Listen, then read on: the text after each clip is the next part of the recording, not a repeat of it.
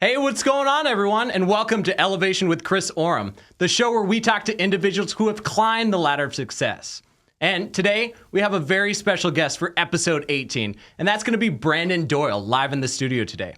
Brandon is a smart home influencer, podcast host of the Technical Difficulties podcast, and a Minnesota real estate agent that's flown out all the way to be here for the start of CES. So we have a very exciting week ahead. And Brandon, welcome to the show. Thanks for being here. Thanks for having me. Awesome, man. So super awkward handshake. Nah, it's all good. Hit the mic. It's all good. It's all good. So Brandon, you and I met a few years ago. I think we met at CES, right? Correct, I was trying to remember, but we see each other about twice a year. I see you here in town for CES. Yep.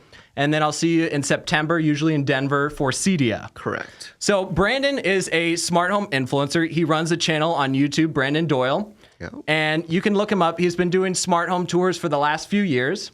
And he's a real estate agent out of Minnesota. So Brandon, just before the show, we were talking that you got into the real estate world, starting with commercial real estate at probably, everyone will know, the worst year ever in real estate, and that's 2008. Yeah, that's when I graduated with a degree in real estate. So great timing. So where'd you go to college? And then how did you even decide you wanted to get into real estate? Yeah, so I went to St. Cloud State in Minnesota for my undergrad, and I went back and got a master's at St. Thomas, also in Minnesota. But my father is a real estate agent, and so kind of in the family. Yeah. And now we're a father-son team. Nice. Okay, so when you graduated, did you want to be in residential real estate? Not at all. Okay, so how did you decide that commercial was going to be where you started out in? Yeah, so I really like the valuation side of things. Okay. And so I was working towards my certified general, which is like an achievement for commercial appraisers. But then the business kind of dried up, and so I had to find something. So kind of transitioned, did hotel management for a while, decided that wasn't for me, and got into residential sales and haven't left ever since. So nice. So we're in Las Vegas, and there's over 80,000 hotel rooms in Las Vegas. So we talk about hotel management in Las Vegas is like a big industry, but in Minnesota, I can imagine it's not quite 80,000 rooms. You got your Marriotts. And there's nothing wrong with that. It's just like, for me, it wasn't a big driver. You didn't feel fulfilled in that. It was, at the time, some income coming in. You can support your family, but you knew at the end of the day you weren't super passionate about it. Exactly. But there's a lot of good life skills that you learn through hotels and just customer service. Could you share some? Could you share some experiences that you had while working at hotel hospitality management that, gave you these life lessons that you're talking about? Yeah, I mean, sometimes when people are traveling, they're very stressed out and they might take it out on you, and you just can't take it personally. And so it's good to just be able to identify, here's the problem. I understand where you're coming from. And then here's what I can do for you. And just being calm under pressure. Yeah. And I think, the front desk people have a very difficult job. And, when they say, oh, you're going to get a $50 resort fee and you got to pay $30 for parking and you have to be the face of that news, right?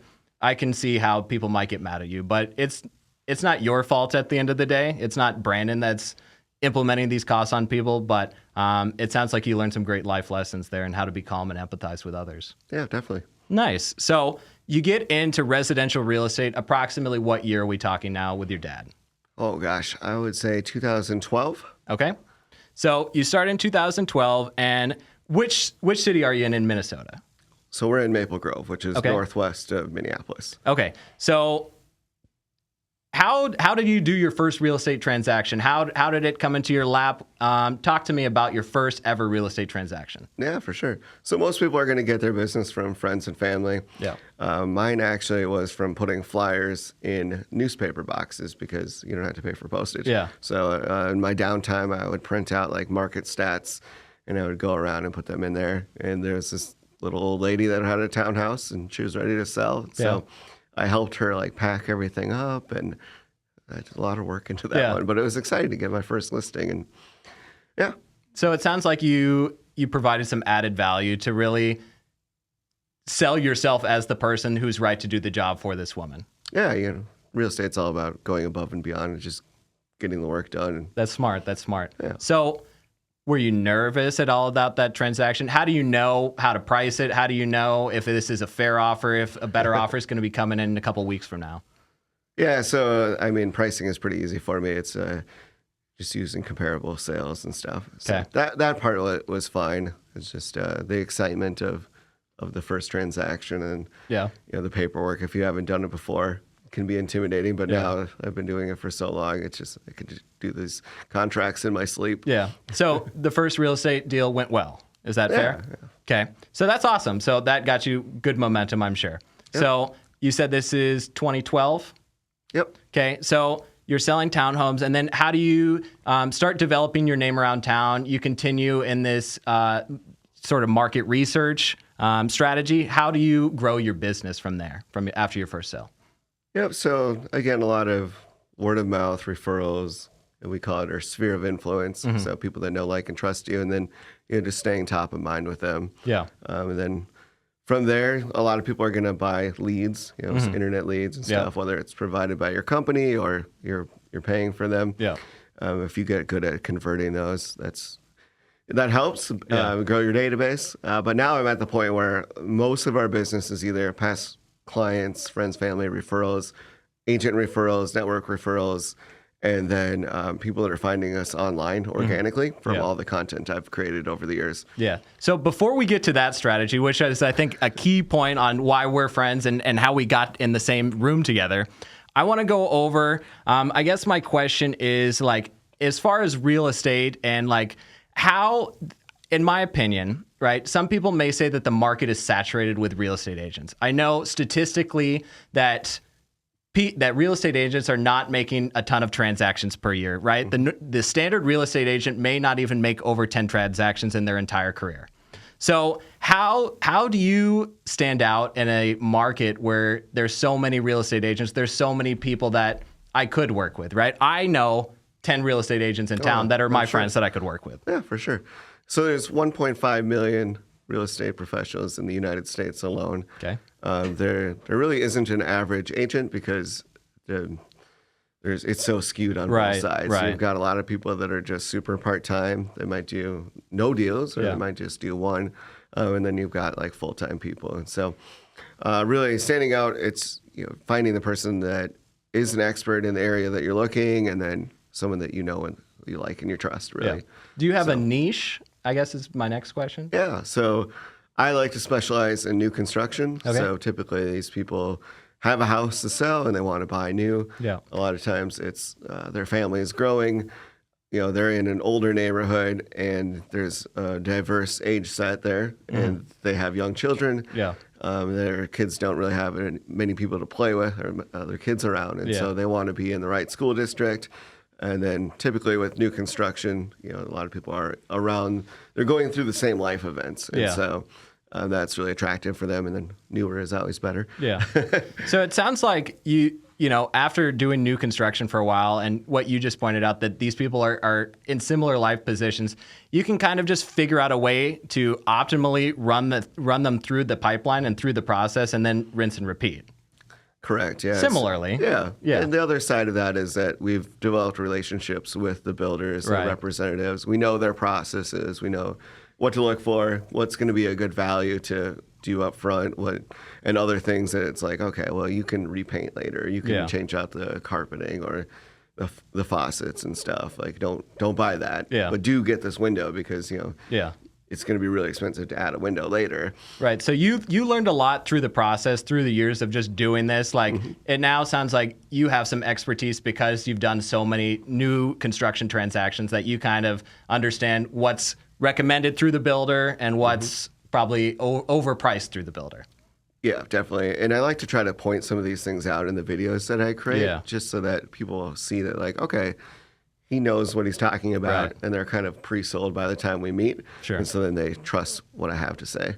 So that brings us into a great transition point. So content, right? You're building trust with your future clients through your real estate videos on YouTube. And you've been doing this for how long now, approximately?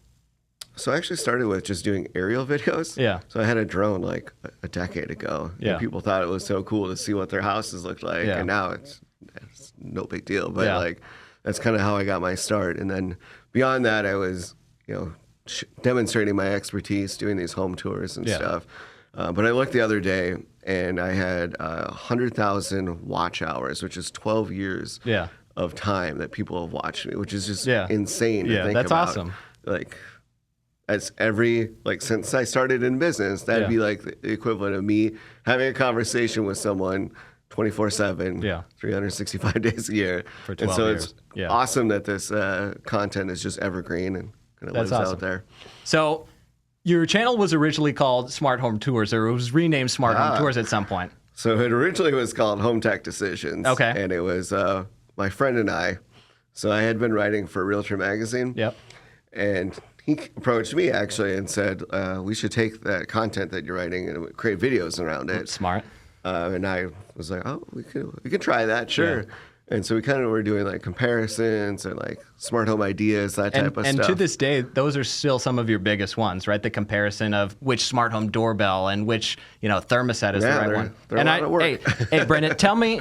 I know a big one's coming in the pipeline too for smart door locks. Is that correct? Yeah. So tell us about it. I'm collaborating with Pete on the DIY Smart Home Guide channel. Okay. So it'll be hosted over there. But yeah, we have 16 smart locks that we've been testing. He built a rig and everything to test them, and so a lot of comparisons.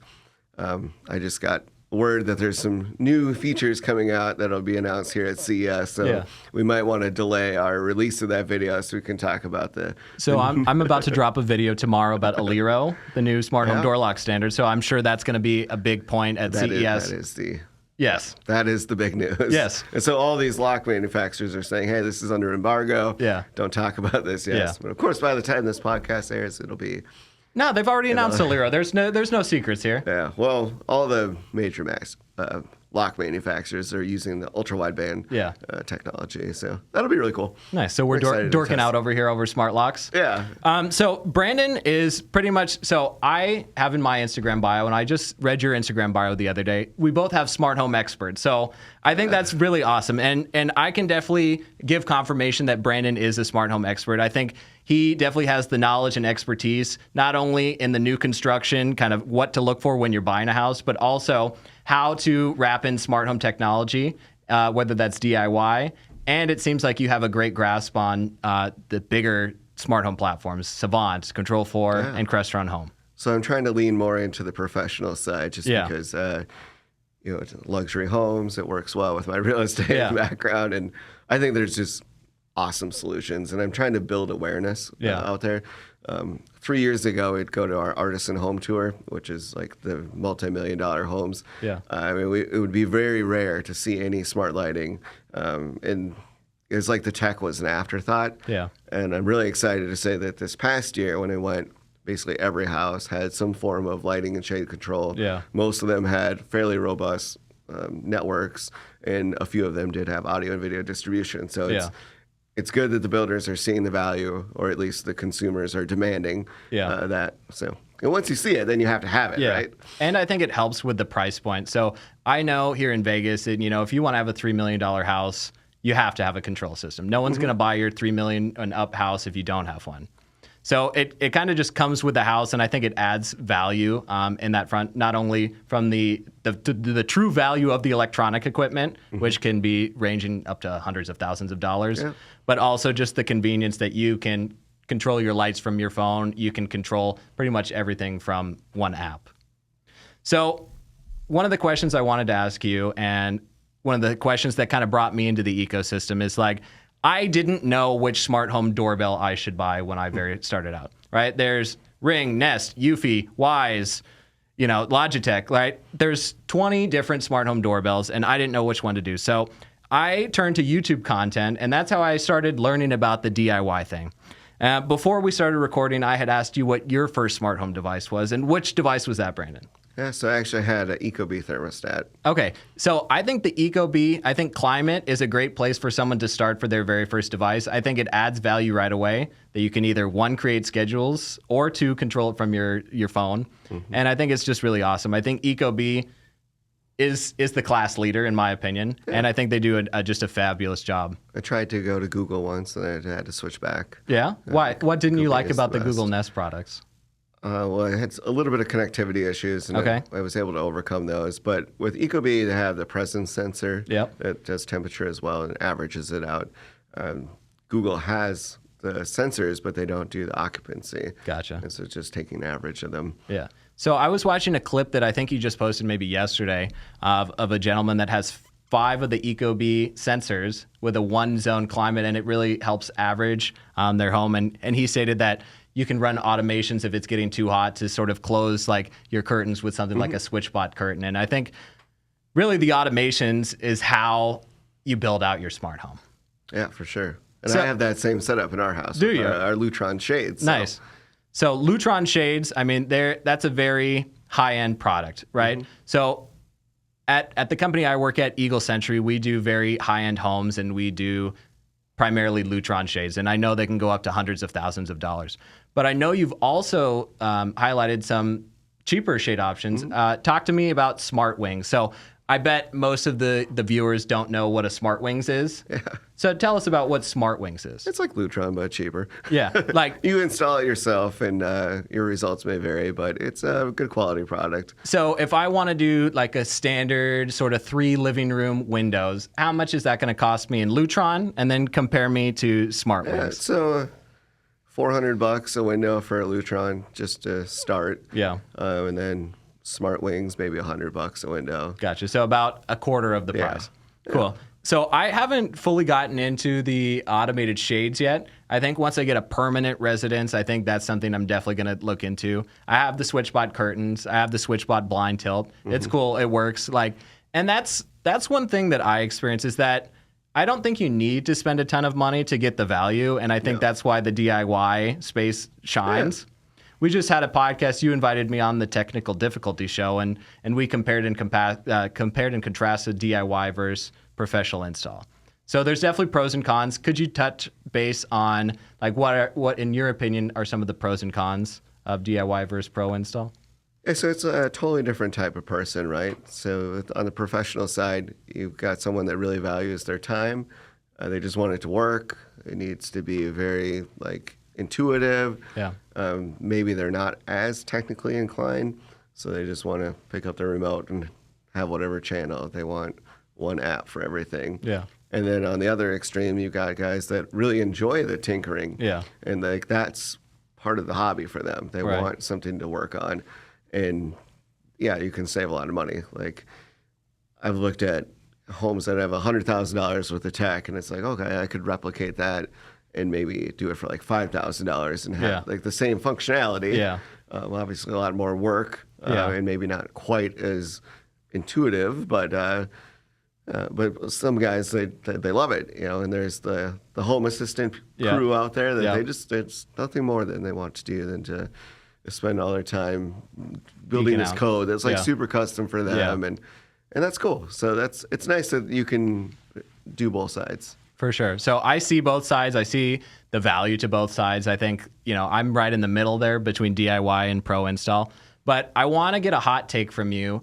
Over the next 5 years, where do you see sort of the DIY versus pro install crowd going? Like, do you see it going more DIY? Do you see custom integration starting to disappear? Or is it going to a higher end niche market? Talk to us.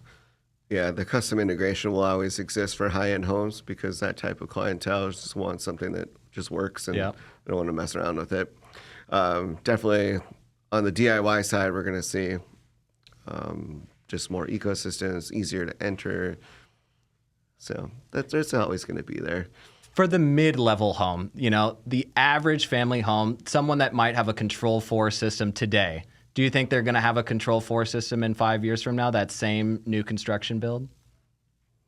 I could see them leaning more into lighting control through Lutron directly, and then less audio video distribution. Sure. Depending on the size of the home, it's hard. It can be very hard to justify that. Yeah. Layers of complexity. So in terms of video and audio distribution, right? I'm a big believer in audio distribution. I see some challenges with video distribution. From a technical difficulties standpoint, I see tons of failure points in terms of video distribution. In fact, that I almost wouldn't recommend it to someone. I see so many problems. Yeah. Do you ever experience that? So I think the audio or video distribution is good if you have a lot of TVs. Yeah. Because at the heart of it, you're really just saving money on subscription costs. Yeah. So I don't want to have all these Apple TVs. I don't want to have all these cable boxes or satellite receivers. And that's kind of like where it started. And now with like streaming sticks and stuff and smart TVs, it's like you don't really need that as long as you have a good wired connection for that device. Yeah. I think you could get away without doing video distribution. I think so too.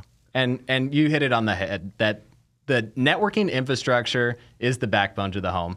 And I know when you're building a new construction home, talk to us about what you're recommending to your clients, because I know they have options in terms of how many Cat 6 plugins they can get in each room, how many Cat wires can be run to the room if we want the TV electrical height to be, standardized. Talk to us about what your recommendations are for your clients. Yeah, so the network is going to be the most important. And so I always ask them, like, what do you intend on using this room for? If it's going to be a media room or an office, let's run more category wire there. Yeah. Thinking ahead about security cameras or even like a panel on the wall. Yeah. Maybe you think you might want to add one in later. It's easy to just drop the wire. Yeah. It's hidden away. Yeah. The same with speakers and stuff. Like you can run the wire for fairly cheap. Yeah. And later on, if you decide you want to use it, go that route. But yeah, really starting with the network, that's where you're going to get the best bang for your buck. Like you don't need to install all the crazy systems right away, but at least have the infrastructure in place that you could do it later on. Yeah. It's going to be way more expensive. Yeah. Talk to us about what brands you choose to work with in terms of networking. I know there's so many brands. I know a lot of people struggle having a consistent and reliable network. What have you found good success and results with?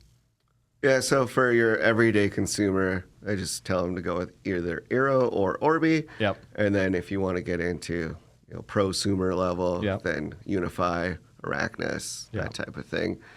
And so it's kind of like dealer dependent too. Sure. I'm a Unify guy myself. Okay, so me too, right? So just for everybody watching, like please don't go with Arachnus, right? I'm going to tell you first and foremost, you're not doing your best interest. Let's go with Unify. Are the margins higher on Arachnus? Is that why? Yeah, probably. Okay. But and I think people can benefit. So if I'm a Control 4 dealer, if I want to use Control 4 Arachnus, which is a Snap product, Luma Surveillance, you can basically do it all from one distributor, and that's why people do it. But as far as pro features, as far as like the remote cloud portal on Unify, it's night and day difference. Arachnus is trash comparatively. Okay. Good to know. Yeah, so you recommended the people in the right direction. I have Eero at my house. Yeah, that's what we had before. Yeah, that's what normal people need is Eero. Yeah. But if you wanna go all out, go Unify, get your access points, like solid infrastructure and ubiquity. Yeah, I wanted one for so long and I just couldn't justify it. And then I was flying home one day, and my flight got delayed, and I got like a $2,000 voucher or whatever, American Express thing, and I was like, that's my sign. Yeah. It's time. So you invested in your Unify. Yeah. Okay, so you mentioned a great point is that you said, are the margins better on Arachnus? The answer is absolutely yes, because Ubiquity, to my knowledge, won't sell as a dealer. There's no dealer. It's retail. Yeah. So I had looked at like having a local person help me, and they're like, "Well, here's the deal, man. Like, it's the price isn't any different. Yeah. We gotta charge on top." And I was like, "Huh." Like, it seems like it's pretty easy to set up. Yeah. I mean, it's a little more than plug and play. You have to do some tweaks. If you just plug and play, you're not going to have the optimal internet setup. But someone like you who's technologically advanced, I'm sure can set up your own network, Unify, no problem. Yeah. They made it a lot easier.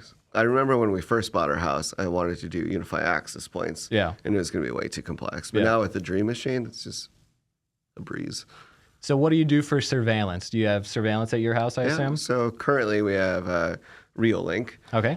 I've thought about doing Unify, just have it all on the same, but it's hard to justify because like the camera quality is about the same. Yeah, it's like no added benefit, just one app. So you have good results with Reolink? Yeah. Nice. So I use some Eufy external wireless cameras. I actually find good results with them. Yeah, that would be my alternate recommendation for people that don't have Ethernet. Yeah. It's like if you have Ethernet, just go with Reolink. Yeah. You're going to be happy. It's a good bang for your buck. Yeah. If you don't, then Eufy, because there's no subscription, and then the power options are better. Yeah. You know, always plug in if you can, but if you can't, like, they at least still have solar and stuff. Yeah. So Just not Ring and not Wise. Okay, so definitely not Wise. Wise, you get what you pay for. Yeah, exactly. What don't you like about Ring? The subscriptions? Well, it's 1080p, and then subscription cost, and then a lot of them are battery powered, so it's going to miss half the thing. The recording anyway. So I want to give a shout out to where I get almost all of my camera content from, and we're going to be meeting up with this influencer, Life Hackster. Yeah, Vince. Right? Yeah. So I think he's really the leader in terms of surveillance on YouTube. I watch pretty much all of his videos. In fact, he just released a video on a Eufy pan and tilt 4K camera. Yep. I watched that video. That day I bought it on Amazon. Oh, really? So they gotcha. Yeah. So that's what an influencer is. So I look forward to meeting him for the first time tomorrow. So I appreciate you setting up this big influencer dinner. So talk to us about CES. You're in town for CES. Yep. And this is arguably the biggest technology event in the world, and it happens every January. What are you here to do? Who are you meeting with? Like what talk to us about your week ahead. Yeah, so I'm out here representing Realtor Magazine. Okay. I am a contributor there. They do not pay me. That's just something I do because I enjoy it. I actually took over the smart home column. They used to have a whole department that got shut down. And so, really just passionate about the smart home technology. And so I'm meeting with those companies out here. I've got a bunch of meetings set up for Tuesday over in the Venetian. Nice. So excited about that. But for me, it's really Unveiled and PepCom are the two events to go to because you can good interaction with representatives directly. Yeah. You kind of see some of the new tech in a more intimate environment. Yeah. And then my goal here is just to build relationships with the brands while I'm out here. So. And I think in a world where so many people are reaching out to these brands every day with like a canned message, I think you can really separate yourself by creating that personal connection, right? It not only shows that, you are a market leader if you're at CES Unveiled, right? You don't just accidentally show up there. And it shows that you're dedicated to your craft and that you want to build relationships. So when I send off emails to brands, one of my biggest things is that I want this to be a relationship. Like I want to be able to say, between your brand, like, what are my thoughts on it? If I don't have a thought on your brand, then I can't recommend it to someone. And I usually want to recommend, good things to good people. So I think that's why I come out to CES. I mean, I live in Vegas, so it's pretty easy for me. Yeah. But I'm definitely going to be at CES Unveiled because I want to talk to, Govee, Flick, all these cool brands that I already have in my smart home, and just meeting the people behind it is really cool too. Matt at Govee, Matt? Oh, yeah. He's the cool guy. He'll be there. They're all like super nice, and when you like can speak intelligently about the products and give them honest feedback, they really appreciate that. So I enjoy that. And I think outside of the smart home industry, I haven't heard of any sort of cases like this, but I know people they'll ask for a lot of money from the brands. And I don't know that happens too much in the smart home industry. I'm sure it happens, and it happens at a smaller scale. But I really believe that our industry and our people and the people that are going to be at our dinner tomorrow night are people with integrity, right? They don't shill products. They don't. A couple of them do, but that's fine. They're not doing crypto scams. That's not our industry. No, Meet Kevin's not going to be there. Right. So I really think that not only are the people in the industry as the influencers, the brands, like they really are great people. And I think that's my favorite part about being in the industry. And that's why I continue to get excited about smart homes. Yeah, definitely. They're all very passionate about it because it's not a big enough niche that like anybody would get into it if you weren't truly passionate. Yeah. Like this is not that much of an audience, honestly. And with AdSense revenue being cut back and Amazon affiliate revenue down as well. You're not, very few people are doing this full time. Yeah. Most of the people have a day job and then it's just something they enjoy. Yeah. So I think I fit in a very niche market in that category. So you talk about people that have a day job and then do kind of like YouTube on the side. So my day job is working at an integrator where we work with smart home things all day long. So I get to work for 40 hours, get paid, be in multi-million-dollar homes, the best homes in Las Vegas, and talk to some very high-end clients as well, geek out on my smart home, get things at dealer pricing, right? It's just, it's so dope, right? I just bought a Sonos Arc Ultra. Ooh, nice. So I watched Eric Wielander's video about it. Shout out Eric Wielander. We'll be at dinner tomorrow. So I got it for the dealer cost. It's the best product I've ever bought. right? What kind of markup do they have on that? Not a lot. Sonos isn't a big markup. I'll tell you off the record. All right. For the longest time, they didn't do discounts at all, and then this past year they started doing up to 20%. Yeah. So it's interesting. Yeah. We use Sonos in our house. Yeah. So I've replaced most of my Echoes with Sonos, and then we've got Josh as our AI assistant. Yeah. So let's talk about Josh. So Eagle Sentry just became a Josh.ai dealer. Congrats. It's awesome. So for a while we weren't doing voice. I think we got enough requests to do voice that we started using Josh. I mean, Josh is the only option really in custom integration. Yeah. And I guess you could do like a full home assistant. Yeah. It'd be a lot of work. Yeah. So Josh has come a long way in the last 5 years, right? Someone who started just as voice, they're now having their own control platform. Have you used their control platform? Yeah. So our house runs off of Josh, so I can use their app for basically everything. It integrates with like all the systems that we use, so like Lutron, Ecobee, so you doorbell lock. So Josh is your control for your home. Is that correct? Well, I mean, so we have like all the ecosystems because I'm testing things, but it's kind of my go-to. Okay, well that's good because I haven't talked to someone firsthand that has used it, but from what it looks like a phenomenal product. It looks like they've really come a long way in 5 years. Yeah, the app is super like intuitive and stuff. I'd like to get the panel for the wall. Yeah. And try that out, but haven't got it yet. The only thing that I guess I could knock Josh on is the pricing, right? Yeah. It's out of this world pricing. Like you talk about you could get a full smart home for $5,000. Or you could get like the basic Josh system, like for most people, I'll recommend the $5,000 smart home. But if money is no object to you, let's get Josh. It's about privacy. Yeah. So like true. With the other systems, it's cheaper, but like, I mean, you can see it with the Echoes, the shows, like you're seeing ads on them now. And obviously we're being listened to and being served. And so for the type of clientele that Josh serves, like that's really important to them. Right. And it makes sense. So, Brandon, I am in the Apple HomeKit ecosystem. Okay. I think 2025, it's going to blow up. I think so too. I think they're going to announce some big products here pretty soon. I think that they are going to make, instead of just partnerships, right. I think they're going to start rolling out some things. So here's my prediction. Apple is going to control. No, okay, let me restart. Apple is going to dominate the mid-market for smart homes. They're going to take off Control 4. Control 4 won't be the prominent brand in mid smart homes anymore. I think when Apple makes a doorbell, when Apple makes their own TV, when Apple, fully dives into HomeKit and they start producing thermostats and cameras, and I think Apple is going to be the future of the smart home. And I've been saying that for the last 5 years. Mm-hmm. I'm going to continue to say that, and it's going to happen. And I think everyone's not paying attention. I think people are under a rock. I think they're asleep to what Apple is going to come out with.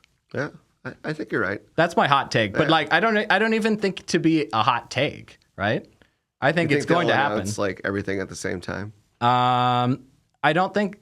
I think they're going to start the push all at once in late 2025 with a couple products, and I think it's only going to continue to grow from there. I mean, there's going to be a HomePod with a screen for sure. Yes, in 2025 or announced in 2025, you think? Yeah. Are you going to buy one? Of course. I mean, I have too. like all of them, right? Like I have like a hutch that has all the assistants on it because I'm always testing. Yeah. So it's kind of funny. Like, this is where my voice assistants live and they battle when I go to sleep. Yeah. So standby mode, I think, was a key indicator that this is going to happen. For those that don't know, what is standby mode? Do you know? Enlighten me. Okay. So I'll tell you guys what standby mode is. So Apple, when you wireless charge, if you wireless charge in a horizontal landscape and you can put it on a dock, it now shows like an alarm clock type view. It can have your calendar, and then you can control different aspects of your home through HomeKit. Yeah. So that you can leverage your iPhone as a smart home display. And I think that's just going to be one product, a smart home display with a screen, like a HomePod or something with a screen. Yeah, that makes sense. So it's going to happen. Yeah. You got a lot of people that they're like, why don't you just put an iPad on the wall? Right. And they don't realize well, there's a battery in there. Yeah. You really don't want to be charging and discharging a battery that's mounted to your wall all the time. It's less than ideal. Yeah. So you can remove the battery And then instead of having all these other apps, its sole purpose is to be the display. Yeah. Kind of think of it like Echo Hub versus the Echo Shows. Yeah. The Hub just is, when it's resting, it goes to like all the toggles for your smart home. Yeah. And so I think it would be something similar to that. Yeah. I think they've done a great job with their HomeKit. I think it not only focuses on privacy, but I think those in the Apple ecosystem have so much easeability where you can say, hey, blank, turn on this light, and you can do that straight through your phone without any other devices required. Even just a pull-down menu. Yeah. It's so much faster than having to open up an individual app. It's like, okay, and put your like things that you use the most, like the lights and thermostat and lock or doorbell, whatever. So in terms of what are some of your favorite smart home products, I want to go I'll give you a little opportunity to think about it. So give me your top 3 favorite smart home products that you're using in your home. And then on the contrary, I'm going to ask you 3 products that you hate that have given you nothing but pain in the pain. And I want to start by saying which one has given me the most pain in my Apple HomeKit ecosystem. Okay. I think you also have this product. So it's the Hoobs. Oh, yeah, I don't have it. But... You don't have Hoobs? No. Okay, Hoobs is a disaster. So I think what I liked about Hoobs is back in the day when I first got my iPod Touch, I don't know, I was 10 years old. I got the iPod Touch version 1. I hacked it. I jailbroke it. Okay. That's when I was geeking out on Apple. I started making videos about jailbreaking. That's when I started watching content on that. So I see this big parallel that happened to me when I got that bug for the smart home. When I started watching people like Shane Watley so I could see what the best smart home doorbell, like I was telling you, was. And then I just saw all of the options there. I wanted to be a part of it. I wanted to start creating content. And then I got this Hoobs box, which allows you to hack your Apple HomeKit ecosystem so you can bring in Ring, Nest, Govee lights, things that aren't natively supported. But when you start getting into the nerdy, hacky ecosystems, kind of like Home Assistant, it's so many problems that the average person wouldn't even want to bear. Yeah. I can't tell you how many times I've had to restart my Hoobs from scratch because during an update it's failed. Every single time they go from version 4 to 5, 5 to 6, you can go ahead and count that, get your backup done because it's going to fail. It's no different than like software as a service. If you have integrations across different platforms, like one company is going to change something and then, it may or may not be supported anymore. And there's be frustrations with that. So it's like whenever possible, stick within the same ecosystem. For sure. And I think we saw the biggest failure of the year in 2024 with a software update. Sonos royally, I think that's the biggest fail of the year. Yeah. I still have one speaker where it shows that it's connected to Amazon, and it just every time I try to use it, it's like, please go to the app.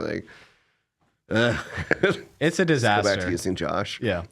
So, have you thought about the question I asked you? Top 3? Oh yeah, I could have answered that right. All right, let's go. Top 3 on you. First of all, lighting. So for me, it's Lutron, but I also like Zeus or Innovelli. I think is good. If I was going deep into like a Control 4, I like their highest version. I don't like the rounded ones that they have. I think they look kind of hokey, but their nicest ones are smart switches. Are you talking about? Switches, yeah. And just lighting in general. But I'm not a big light strip guy or like colored lighting. But I think in a luxury home, layered lighting. That's well thought out. Looks really nice. So lighting control is my number 1. Currently we have Lutron Caseta. I upgraded to the new style where it's a more tactile feel, which was my complaint about the old style. You reach around a corner and couldn't really feel it. So kudos to them for listening to their customers on that, and then for Lutron, creating the Pico that matches. That was awesome. Lighting control. And then number 2 is shades. So it goes hand in hand, especially when you can do the controls right on the wall there. And they have the automations and stuff. And then I'm going to give it to thermostat just because being comfortable is really important. And there's some cost savings associated with that too. So lighting, shades, and climate. Yep. Good. I mean, those are key categories. I think Lutron is been the market leader for the last 20 years in lighting. No one cuts close to Lutron. as far as shades, when they got in the shades category, they're the market leader for shades. They're premium products. They have a premium price tag, but you get what you pay for. It's like when you buy a Lutron product, you know that you're not buying a piece of garbage, that this is a quality product that's going to last you. For a very, very long time. So they've been around, I don't know if it's the 1950s, but I want to say it's been close to 100 years. I don't know. There's a Lutron in this building. Yes. Yes. Side. Oh, that's the Lutron call center, dude. Oh, interesting. One time I walked in there, I was like, I love Lutron. And they were like, what? Like, they probably didn't know that people actually love Lutron. Yeah. Yeah. So that's funny. I suppose, yeah, if they're only getting the angry calls. I like that you noticed that, Brandon. That's dope, dude. Yeah. So actually, Cassie noticed it. She's like, look, you could go Lutron. Yeah. So here at the Sunrise Podcast Network, we have Lutron next door as some of the neighbors. So shout out to the Sunrise Podcast Network. Okay, so let's talk about your least three favorite smart home devices. Three favorite. That's a little bit more tough, I guess. I do love smart home tech in general. Yeah. So, I feel like with robot vacuums, you get what you pay for. So I'm a big advocate for them. But if you don't spend enough money, I would say that it's going to be a nightmare for you. Okay, so I don't have one. If you could recommend me one, I want to pay $500-ish. Yeah, so the Roborock Q series is their mid-range. Otherwise, Eufy, when it's on sale, you'll be right in that. Do you have an affiliate code I could use? Oh, you know it. Nice, brother. Nice. Okay. So that's robot vacuums. Yeah, so I love them, but I think for some people that could be a frustration. What nightmares will I face? What could go wrong with my robot vacuum? Poop-ageddon. You have pets. Yeah. Yeah. If they don't have good object recognition and you had an accident. Yeah. It may or may not run over things and then drag it throughout your house. Okay. I may or may not know about this from experience from testing inferior vacuums. So there's some frustrations there. Okay. I'm really excited about robot lawnmowers. Okay. But I think where they're at right now is just not there. Okay. So I've never used one. So are they not where they should be at this point? Yeah. So it started with having a guard, like a wire, right? So I think of like a dog fence, and that's kind of how it would create its boundaries. Yep. Now they use like a couple of different options for mapping, like GPS and some other things. Vision is one way. But what I found, I've tested 3 so far, is that they get stuck, make weird patterns sometimes, even the ones that go back and forth. I think they have a little bit of ways to go for how much they cost. I'm excited about it, but at the same time, it's like, I wouldn't run out and buy one. Yeah. The Mammoth one or Mammoth one, I don't know how to pronounce it. Okay. I would say that one's probably the best right now. It looks like a little race car. Yep. And I say that because it's like good at hills and turning. Yeah. Whereas like some of the other ones I've tested, it just like if there's a little rut, it'll get stuck. Yeah. That's frustrating. Here in Vegas, we don't have too much lawn, right? We don't have too much grass. So that's not probably the number one thing that Vegas people are thinking about. I mean, my yard is all rocks. Oh, yeah. But I'm sure, if you have a luscious yard, that a robot lawnmower is definitely going to provide some value. Yeah. And then third, let's go with like Wi-Fi cameras that are battery powered. Yeah. Don't buy them. Yeah. Yeah. I mean, overall, I've had a lot of good experience with the smart home. I think some things you have to troubleshoot more than others. I'm going to tell you the truth that Aqara motion sensors, up until very recently, I couldn't get them to work for whatever reason. They would continually fail. Yeah. And right, everyone speaks so highly of Aqara, even though they're all sponsored. Yeah. But I mean, they have good pricing, right? I think it's a fair, affordable pricing. And for a lot of their products, they're great. Their camera, I use, it's great. For their contact sensor, I use, it's great. Comparatively, there's other brands that I think do almost the same thing as Aqara, but they're double the price. I think they have a privacy focus. I'm not going to call out the brand by name. But, I felt that it was overpriced. So the Aqara button is one of my favorite buttons. But I think Flick is actually my favorite, truth be told.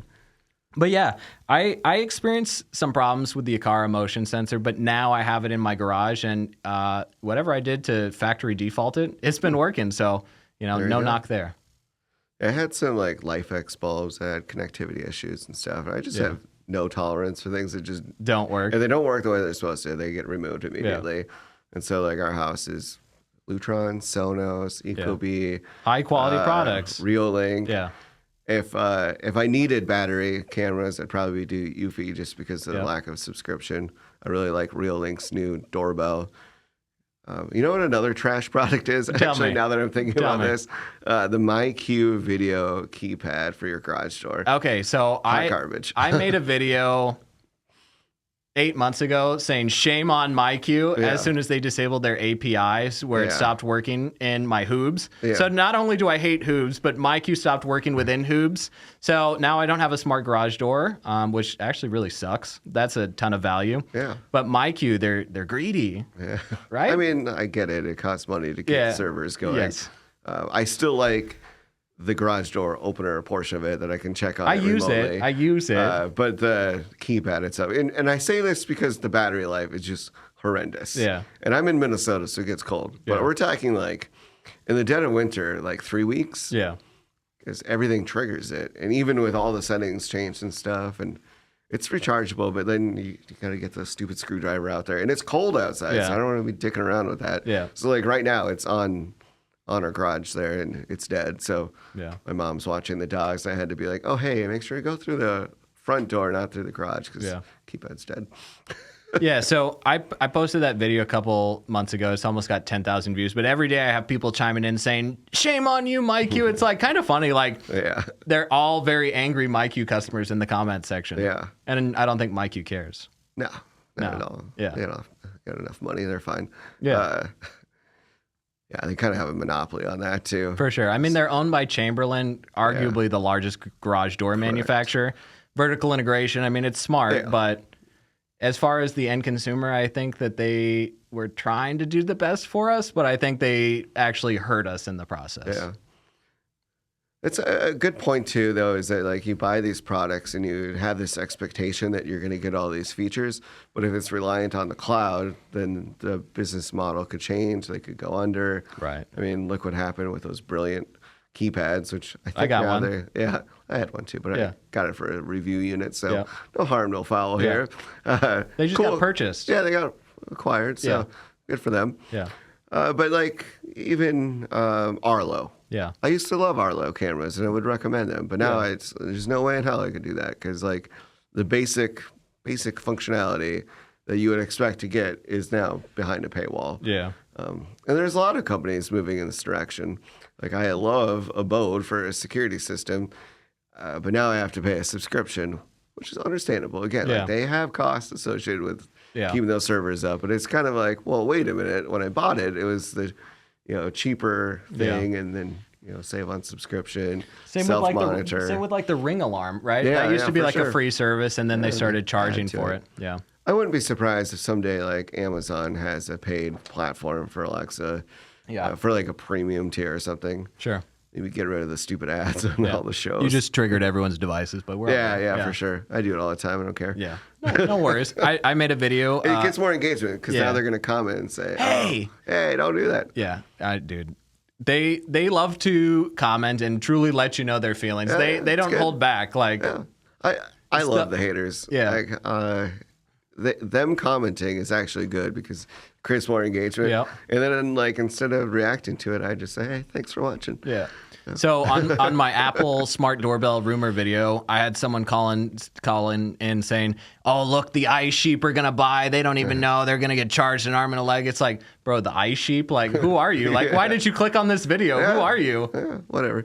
If you do anything about EVs, you'll get a lot of that, too. It's kind of funny. So a lot of the algorithms are, like, designed for getting engagement. And anger is very engaging. So, like, on Instagram, TikTok, and stuff, that shit will just blow up. So it's funny. I got a question. So I was watching a creator's video a couple days ago. They make like branding content and like video production content. And they, in my opinion, just did a really poor lighting example where they looked dark, but they were trying to create like an emotional effect. And I didn't understand it. I thought it was actually a bad job. In that circumstance, should I provide the constructive feedback? I noticed that other people had already done it in the comments, so I didn't chime in. Yeah, I usually am only positive. Dude, I would feel like a jerk saying, hey, man, like, I really like most of your videos, but what are you doing? Like, I think like, you could do that privately, I guess. It's good to get feedback. Yeah, I think people need feedback. I think sometimes the truth hurts. Yeah. I say praise publicly, give negative or constructive feedback privately. I just couldn't imagine leaving a hateful comment on someone's channel. Like, to purposely hurt someone is not what I think that you or I are designed to do.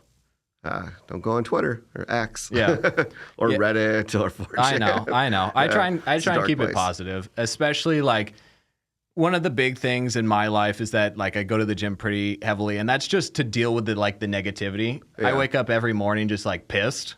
I don't know if anyone else relates to that around the world, but I go to the gym and then after I do that, I can show up for my team and everyone else that I need to show up for and be a leader, right? Yeah. I don't want to be the angry grouch who's pissed all day, right? That nobody likes. What's funny about these commenters is like, would you say that to my face in person? Yeah. Or the other thing too is like, how many videos have you created? Right. Like, come on, man. Like, this takes a lot of work. I mean, you can. I got pretty thick skin though. Yeah, you can figure out who they are pretty quickly when it's Johnny Boy 49 and he lives in his mom's basement and no profile picture, no videos, like. My favorite is like someone will say like, okay, Bill Gates, like trying to say like that's insulting. Like, well, Bill Gates is really successful. Like, thanks for the compliment. Yeah. So one comment I got on YouTube, and it was definitely like a spam Russian comment. It was like, you need to be aware of your smart home because having everything connected, they will now be able to control you, right? They can now lock you in your house. They can now control when and where you can go. So there's going to be tinfoil hat people everywhere. It's funny that they watch those videos. Why do they care? I read that and I was like, dude is a bit extreme, but dude might have a point. Yeah. Talk to me about losing control of your home because now it's too smart, or your Tesla where, your Tesla, if it decides you've been a bad boy and you need to go to jail, it's going to lock you in the car and send you to jail. Yeah, right. Like, that's horrifying. That's true sci-fi Black Mirror type stuff. Yeah, there's that recent video where they all like went and crashed. Oh, it just kind of is what it is. Yeah, I think the positive outweighs the negative. Yeah. The same people that like complain about smart home privacy, they have smartphones that they walk around with. And I bet you their location services are turned on. Like, they'd be horrified if I showed them how to go on Google Maps. Like, hey, here's everywhere you've been and exactly how long you were there. Yeah. So I think the same thing too about like advertisements. Like, I'd rather see ads for smart home stuff and things I'm interested in than like tampons or something. Right. Like, something that's completely irrelevant to you. There's some good in targeted advertising, I suppose. So whatever. Until that targeted ad follows you everywhere around the internet and they won't leave you alone. Yeah. Yeah. It's like I have got a family member that's like super privacy focused and stuff. And it's just funny. It's like, all right, no one's forcing you to buy these products. Right. Like, for me, it adds convenience and I enjoy it. So awesome. It's same with electric vehicles. Like, it really works well for us in our household. And maybe it doesn't work well for you, but like, I'm not telling you that you have to have a smartphone or you have to drive an electric vehicle. Like, it's just, it works and I like it. Yeah. So you got a Tesla at home? Yeah. So both Cassie and I drive Teslas. Okay. So my girlfriend drives a Tesla. She does it's the X that's the bigger one. It's nice. Yeah, the X is nice. So which ones you got? And talk to us about that. Have you tried the full self-driving, anything like that? Oh, yeah. So I started with the Model Y, and I paid for the full self-drive outright at the time. So it's a very early beta tester. Yep. And it's come a long way. I wouldn't recommend it for most people, but now you can do it as a subscription. Yep. And periodically they'll like let you try it again for free for a 90 while. days or something. So that's kind of neat. Yeah. It's definitely come a long way. I'm okay with it. Cassie's not comfortable with it, but even just like the autopilot is really convenient for the freeway. Yeah. And I think a lot of other manufacturers are doing that as well. But so I traded my Y in for Model 3 Performance 2 years ago. Yeah. Love it. And then Cassie got her Model Y, I think like 3 years ago. So I can only assume that you have 2 chargers at home? One. Yep. Yeah. Yeah. So we have solar on our house. Okay. And then I charge on off-peak because I just drive so much. Yeah. So half price charging for that. And then during the day we can charge off the sun, which is pretty neat. Yeah. But with my old car, I had a Ford Explorer. I was spending about $250 a month in gas. Yeah. Now I spend about $25 a month in electricity. Nice. Or power from the sun. Interesting. So yeah, there's pretty significant cost savings there. Yeah. So beyond just Tesla, what are your opinions on the CEO of Tesla, Elon Musk? Oh yeah, he's a crazy guy. Crazy in a good way, crazy in an extreme way. Depends who you ask or time of day. Like he's too polarizing for most. Yeah. I think he's got really some good ideas, but then he obviously doesn't act like a CEO. He's not very tactful, and I don't agree with everything he says. Yeah. But he's just one guy, and I think that at the company, there's a lot of really smart people working on really cool stuff. Yeah. And like even right now, we're renting a different EV, and it's like, this isn't a Tesla. Like the navigation sucks. Yeah. So you got a Kia right now you're renting, right? Yeah. EV6. It's not bad. It's not a Tesla. Like it's hard to beat the bang for the buck that you get with a Tesla. So I've seen the Hyundai Ioniq 5, which I think looks pretty swaggy from the outside. Not bad. I am interested with the Chinese EVs going so cheap, like the Xiaomi's that really. It's crazy. Yeah. Just based on. It won't be imported here anytime soon. But yeah, we won't go into politics. But as far as like a secondary EV competitor, who's the leader? Rivian? Yeah, I love what Rivian is doing. A little bit more expensive. Rivian, Lucid, those are probably two I would consider. Yeah. I'd say Ford's doing pretty well. Like the Lightning's a good truck. And, the Mustang, the Mach-E is a good vehicle. I've rented one of those before. I was pretty impressed. Nice. I know hybrids are also a big sort of push. I know Toyota's converted all of their gas-powered Camrys, which I have, into a hybrid-powered one, and they're getting like 50-something miles per gallon, which is insane. Yeah, there's a use for both, right? Like, or fits your individual needs. If you don't have home charging or you have to travel more than 300 miles in a day, which is very few people. Who does that? Like who does that? There are people where maybe an EV isn't for them. Particularly, I think if you're like in an apartment, you don't have home charging. Yeah. Because you're not saving any money if you're having to rely on supercharging and fast charging. Do you have to the pay rates for that? are higher. You have to pay for that? Yeah. Interesting. And so it's like kind of a wash, and it's not as convenient. Mm-hmm. I personally love road tripping in an EV because like you get to stop. You just get to stop. Yeah. And it's like the same amount of time really. You go take a bathroom break. That's crazy. Stretch, eat. I didn't know that you had to pay for the superchargers. I mean, as someone that's never plugged into a Tesla supercharger, I actually thought that was like an added value of having a Tesla. Like they just give you free juice.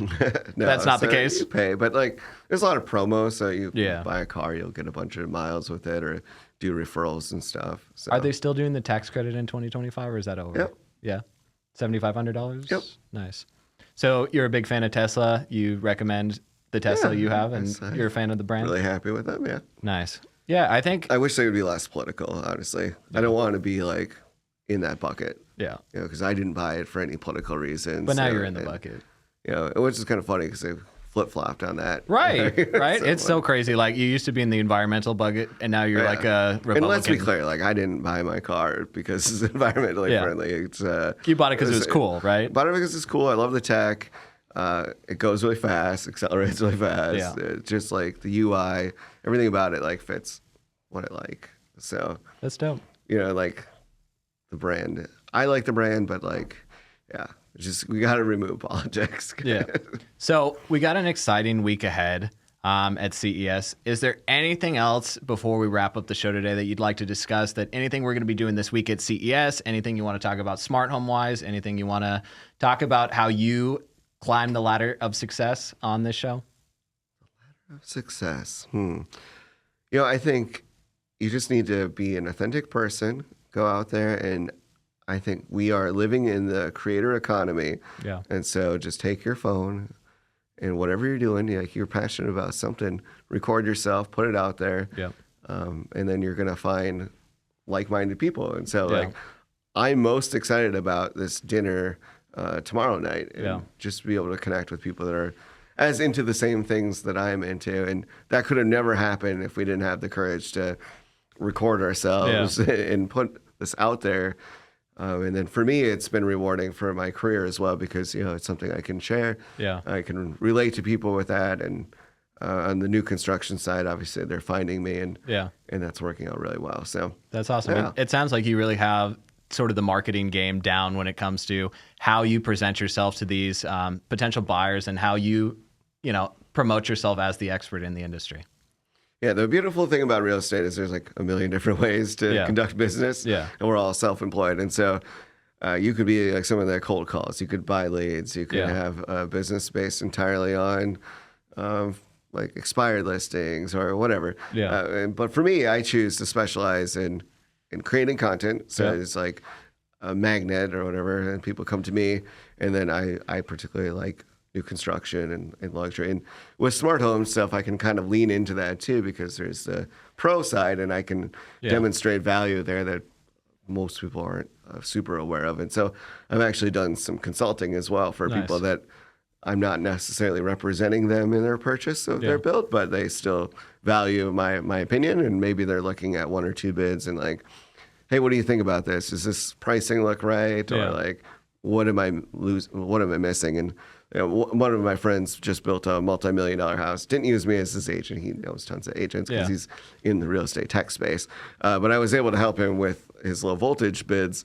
Yeah. And we ended up getting he spent like half the amount of money and got a way better system. Yeah. And a lot of it too is just like the one vendor was just kind of selling him on this package, and then the other one is like, okay, well, let's do the pre-wire. Let's focus on what you really need. Yeah. Is it okay if you have two separate apps? And they're like, oh yeah, I don't care about that. Well, you're paying a premium to be in this ecosystem. Yeah. So let's pull that out. And then I helped him with get more networking stuff. I was like, well, did you think about this? Yeah. And so it's fun for me. I like to be able to give back and provide value in that way. Yeah, I find a lot of enjoyment in doing the work that I find enjoyable. I think that's fun. Like, I couldn't imagine just sitting around all day, like not helping someone with something. Yeah, for sure. And like all the stuff that I'm doing on the side, like the content creation around smart home tech and stuff, it's just, I'm passionate about it. Who helps you with that? Who films for your videos? Do you edit yourself? Yeah, so I outsource everything. Okay. So that's, so you have I know it would take me so much amount of time and like, it's just, so local outsource, overseas outsourcing, all of the above. Yeah. Nice. So do you have like a good crew that you work well with as your videographer? You got a couple guys? Yeah. So I've run into some challenges over the year. Yeah. We all have. Guy just took my footage and disappeared, and that was frustrating. And I wasn't as upset about that. It's just that I was building a relationship with the company that we filmed at.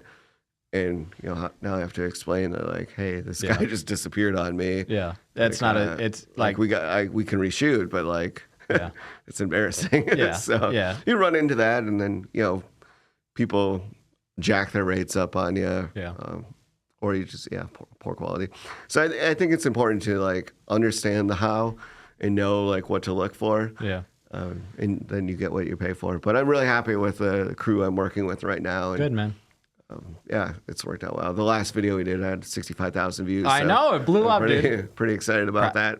And it was haven't made a dime on it, by the way, because copyright. Yeah, it was a great video, though, honestly. And like the home was impressive, the way you laid it out and provided value, showing off certain aspects of the smart home. It was awesome. Yeah, a lot of that too is that like Lance, the homeowner, was just really cool about it. Yeah, and like, hey, like, why didn't you point that out? Like the spelling error and stuff. Whereas if it was somebody else's house, I wouldn't have said that. Yeah. But he was really supportive, and he has been for a while. I've done tours with him for I think 3-4 years now. Nice. And so it's nice that he's trusts me and allows me to do what I want to do. Nice. Open up his house, and there was some negative comments on there. Of course, there always is. But he's cool. Ironically, we ran into him at the airport this morning. Nice. So he's here in town or in Minnesota? I don't know where he headed out to. I was like, oh, hey, there's Lance. Cool. Hey, what's up, man? What a small world. I know, yeah. Cool. So we're about out of time for today, Brandon, but where can the people find you on the social media? Yeah, so I use the same handle everywhere, Brandon Doyle, MN. So for a while, you were doing this like lunch with Brandon thing. Is that still? Yeah. So if you're local in Minnesota, you want to grab lunch, lunchwithbrandon.com. Cool. It's just links to my Calendly. Well, Brandon, I am looking forward to the week we have ahead at CES. I appreciate you coming on the show. I appreciate all the work that you've been putting in for the last few months getting this dinner put together. It's been a ton of work. I think you and I just briefly talked yesterday about how difficult it is to manage people and expectations and get everyone at the same place at the same time. So I definitely do understand the difficulty set. So thank you so much for being here. Thank you for helping us out. And I really just look forward to a great CES with you, as always. And I look forward to our friendship for the years to come. Yeah, it should be a great time, and thanks for inviting me out. This is a really cool space. Hell yeah, brother. Appreciate you. Thanks so much. Yeah. This has been episode 18 of Elevation with Chris Orm, the show where we talk to individuals who have climbed the ladder of success. Thanks for watching.